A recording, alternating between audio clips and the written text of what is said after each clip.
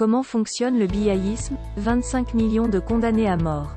C'est l'intitulé d'un post de Wilfried Ekanga sur sa page Facebook. La suite, dans un instant. Cliquez sur le pouce bleu et activez la cloche de notification pour ne manquer aucune de nos futures publications. Voici les détails de son post dans son intégralité. Le chant du sang de Tchang. Quand tu constates qu'un gouvernement est constitué de spécialistes en détournement de budget, tu crois bien faire d'interpeller tes compatriotes en leur disant « Regardez, voilà un ministre qui facture le kilomètre d'autoroute à 7 milliards, c'est-à-dire 6 fois plus cher qu'ailleurs en Afrique. » Tu leur fais comprendre que c'est la raison pour laquelle les infrastructures enregistrent des décennies de retard, sans oublier celles qui ne vont jamais au-delà de la première pierre. Tu leur expliques que si on avait des autoroutes, les catastrophes seraient beaucoup moins fréquentes, et que les décès diminueraient d'au moins 80%. Tu leur ajoutes aussi que même s'il y a des accidents chez les Blancs aussi, leur fréquence est très faible par rapport à l'intense trafic là-bas, de même que le nombre de morts en moyenne. À titre d'exemple, le boulevard périphérique qui entoure la capitale française est l'autoroute urbaine la plus fréquentée d'Europe, avec 250 000 voitures par jour sur un petit tronçon de 35 km. Mais vous aurez du mal à y trouver un accident mortel chaque semaine. Et encore moins un où il y aura plus de 3 cadavres. Alors imaginez les 50, 60 morts comme au Cameroun à un rythme quasi hebdomadaire.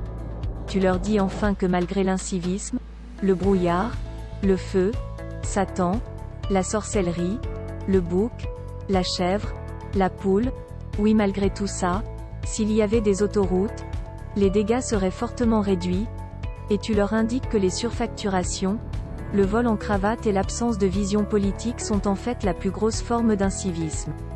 Car c'est cela qui cause les 3/4 de ces morts. Mais à ta grande surprise, bien qu'ils meurent tous les jours comme des mouches, ce sont encore eux qui viennent te dire « Aka va là-bas. Arrêtez de critiquer notre beau pays, dis donc.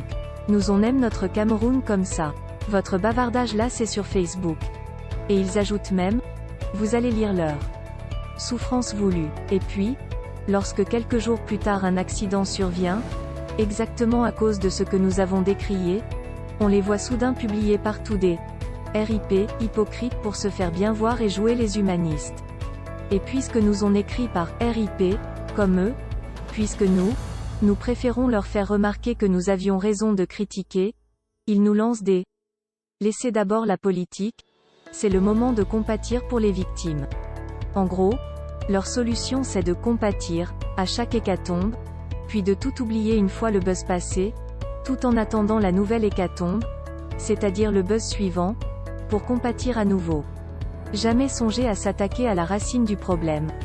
C'est cela le wamakoulisme, la science de l'imbécilité volontaire et de l'Alzheimer conscient. C'est la culture du recommencement éternel, comme dans un jour sans fin, qui se répète inlassablement. Le Camerounais, biaïste en particulier, semble avoir domestiqué la souffrance et être tombé amoureux d'elle. Pour lui, la souffrance est normale. Il ne mérite pas mieux.